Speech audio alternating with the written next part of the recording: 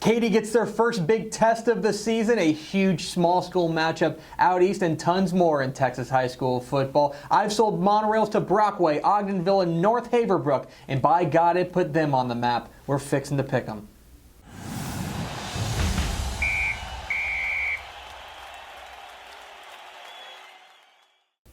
Welcome in to Fixin' to Pick'em in partnership with the NFHS Network, your guide to the Texas High School Football Weekend. I am Greg Tepper of TexasFootball.com. Thanks for tuning in. We're going to get you ready for a huge Week 3 across the state, and we start in H-Town. 7 p.m. Friday at Katy's Rhodes Stadium. It's number 2 Katy, 2-0 on the season, taking on the Woodlands. The first big test for both of these teams. What do we make of this one? Well, first of all, this comes down to Katy's play-action game. You know all about running back Kyle Porter. He's great. He's a fantastic running back. He's the latest in a long line of great Katy running backs. What you don't know is that quarterback Garrett Doran is quite a playmaker himself. And he is going to try to find wide receiver Tony Mullins early and often on play action. If they can hit a couple of those big plays, that's very big for Katy and very bad for the Woodlands. Key number 2, big plays defensively for the Woodlands. Katy's defense is excellent. They're probably not going to give up a whole lot of points, especially while Eric Schmid, the new quarterback for the Woodlands, is kind of getting his feet underneath him. That's where it comes down to the Woodlands secondary, led by Antoine Winfield. They've got a heck of a secondary back there. They scored 3 defensive touchdowns last week. They're going to need more of that if they're going to get past Katy. And the third key to this one, who handles the challenge? Both the Woodlands and Katy are unbeaten so far, 2-0, but I'm not sure they've played anybody that's in their weight class. This is going to be the first big test for both of these teams, and it's going to be very telling as far as who comes out on top of this one. So who am I going with? Katy. The Tigers are for real this year. I love running back Kyle Porter. I think that defense, which hasn't given up a point yet, is going to be in for another big week. I think that Eric Schmid and the Woodlands offense is going to come around, but against Katy, I don't think it's going to happen. I like the Tigers.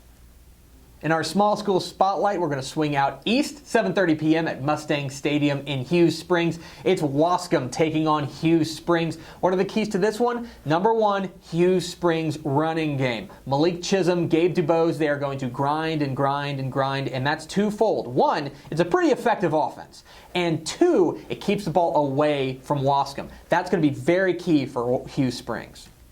Number 2, new faces for Wascom. A lot of the big-time playmakers from last year's state champion are gone, with the exception maybe of running back / linebacker Chan Amy. It's going to be up to guys like quarterback Dylan Harkrider to say, yeah, this is my team, this is our time. This is a time when Wascom can step up and announce their arrival, that they're not a one-year flash in the pan. They're ready to compete for the long term.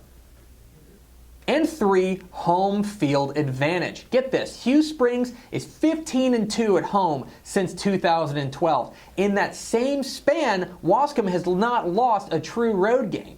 One of those streaks is going to come to an end on Friday night. It should be fun to see which one. Who am I going with? Go with the defending champs. Wascom has really impressed me so far. Quarterback Dylan Harkrider looks like he stepped right in as the new guy for Wascom. I think that he and Chan Amy on the defensive side make enough plays to come out of Hughes Springs with a big win. But those are far from the only big games in Week 3 of the Texas high school football season. Let's get to the lightning round. Dallas Skyline visits Cedar Hill. Love Cedar Hill in this one. Dallas Skyline has impressed me a lot, but I'm really thinking that Avery Davis, the quarterback for Cedar Hill, makes plays to get past the Raiders. Battle of Unbeatens in the Valley. San Benito takes on McAllen Memorial. When in doubt, go with the team with the single best player. That's running back Trevor Spates. He plays for McAllen Memorial. Stephenville takes on Everman. Give me Everman. Love this running back Kiera Crossley. Think that they're in for a big year. In the Coastal Bend, Victoria West and Gregory Portland. As much as I like G-Port, I like Jamarcus Gurdy and Victoria West just a little bit more. Fascinating small school matchup when Corgan Camden takes on Trinity. Can the CC defense slow down running back Karsten Mack out of Trinity? I think they can just enough. Give me Corgan Camden. East Texas Piney Woods action, Tatum and Gilmer. I like Gilmer. I like that they have rebuilt that offense even without some of their big-time playmakers. Give me the Buckeyes. East Chambers visits Hampshire Finette. Get this, East Chambers has not allowed a point yet. I think that streak continues behind Dylan Silcox. Battle of Unbeatens in El Paso Eastwood and El Paso Bel Air. I like Eastwood. The Troopers' defense leads them to a win. Fort Bend Elkins travels to take on A&M Consolidated. Do yourself a favor. Hop on board this Fort Bend Elkins bandwagon right now. It's going to get full. Small schools in North Texas. Howell visits Lindsay. I like the Knights in this one. Lindsay's defense has been excellent. Central Texas now. Round Rock Cedar Ridge visits Killeen Shoemaker. I really like this Gray Wolves defense. Give me Shoemaker. Seagraves takes on Muleshoe on the road. Tough matchup, but I like Seagraves behind running back Corey Kyle. El Paso America and Odessa Permian. Give me Mojo Magic. Until he proves otherwise, running back Brandon Bailey, one of the very best players in the Permian Basin.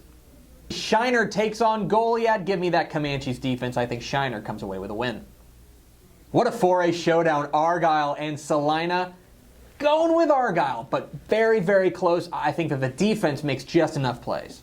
That's going to do it for Fixin' the Pick'em. Which games did we miss? Leave comments down below. Don't forget to hit the subscribe button. Follow us on Twitter at DCTF. Like us on Facebook, facebook.com/Dave Campbell's. Instagram, I have learned, is a photo app where you can look at photos that people share. We have one of those. That seems neat. Catch us next time on Fixin' the Pick'em.